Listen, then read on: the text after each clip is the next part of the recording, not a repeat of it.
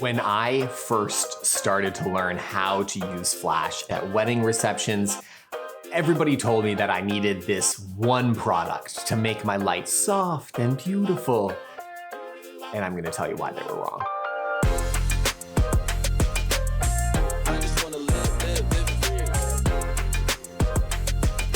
So there I was, a young wedding photographer, and I was at a wedding, shooting a wedding, and apparently I wasn't very good at making a list of all the things I needed to pack to make sure I didn't forget anything or lose anything at a wedding.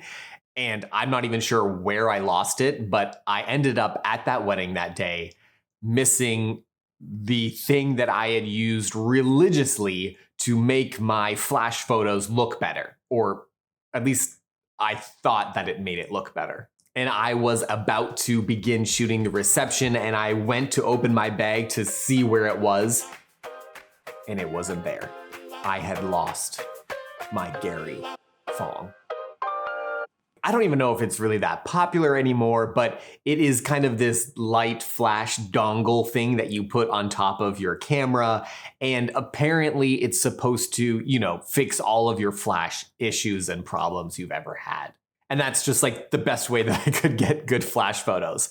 The funny thing is that I didn't really even like the photos that I was taking, but I just, I didn't know what else to do. And I was just following what I'd been told. And so that day, I had no Gary Fong, and I realized, oh wow, I could actually take better flash photos without it. And I don't need anything on my flash at all. And I guess that's the day that I learned that those type of light modifiers are a scam. Now, I can already hear the comments saying like, no, it works. It puts the light around and it's okay. Yes, I'm not saying it doesn't do anything. I'm saying my main annoyance and frustration is around the marketing and what people say it does versus what it actually does. And that's my frustration, is that it's misleading. So actually what made me want to do this video was when I was buying my Godox V1 flash. When I looked on Amazon to buy it, there were all of these other kits that came along with it. And one of the things was like this little dome diffuser. And I've heard other people say, oh, I got to put this dome diffuser on there. It's going to diffuse the light and make it softer. No, that's not how it works. And I understand why, because that's what I thought. That's what I thought the Gary Fong would do. It was this huge cake topper thing that you put on top of your camera. And I thought, oh, it's just gonna turn, it looks like a cloud, so it must kind of diffuse the light and make it really soft. But that is not how soft light works. I'm not going to get technical in this video. I'm going to explain it in the kind of the best illustrations that I know how without getting overly technical. So, to begin with, when you're thinking about soft light, it all depends on the size of the light. The larger the light source, the softer the light. When you think about taking a photo in sunlight, what do you think? Harsh light. Sunlight is synonymous with harsh light. What type of photos do you get when you have an overcast, cloudy day? Oh, you think of really soft, even lighting.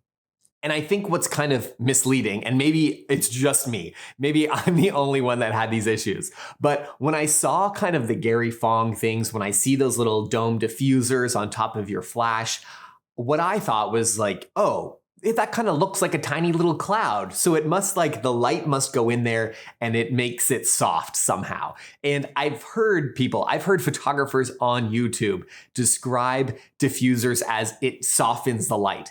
And that's not how it works. And that's what I feel so passionate about this, because I felt like having that incorrect understanding, it actually held me back from using flash, because it never gave me the results that I wanted because I didn't understand it correctly. So let's go back to the overcast day. The reason it's soft is because, yes, the light comes through the cloud and diffuses it. It spreads the light over the whole sky. So when you see an overcast day, the whole sky is now your light source. And that's what makes the light soft. is all of a sudden your light source is massive. And so you might ask, hey, I've used some of those diffusers and I do get some soft light out of it. Well, the reason you get soft light out of using it is because in the same way of a cloud diffusing the light, it shoots the light all over the place. And so it shoots it on the ceiling, on the wall, on the floor. And then you have a really large light source. And that large light source is what makes the light softer. Not because the thing looks like a cloud, but because the whole room now is one big light source. So in the same way, when light goes through clouds on an overcast day, it's not because the light is going through a cloud, it's because the light is being spread out and the light source is now the whole entire sky. Okay, so to explain this further, I'm gonna get just a little bit more technical. Yes, the bigger the light source is going to create softer light, but that only depends in relation to the subject. So let's go back to the sun, for example. You take a photo outside in the middle of the day, the sun is out, it's harsh light. But what would happen if we got a lot closer to the sun? Because right now, if the sun's out in the sky and you were to I don't know, get a ruler and be like, how big is the sun? Well, the sun would only look like about an inch in comparison to you. And therefore, it has harsh light.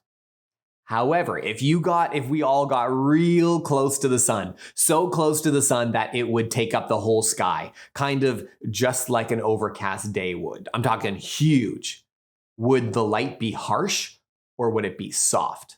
The answer is that the light would be soft. It would be much more powerful than an overcast day. However, it would be soft light. It would be soft because the actual source of the light in comparison to us would be really large. So we would just have a really strong, soft light source. We're talking, you got to go down to ISO 100 or something. And that's why you don't need a Gary Fong. You can just aim the flash at the ceiling. You can aim it at the wall. You can aim it at the floor if you want and get that beautiful, soft light that you're looking for. Sorry, Gary.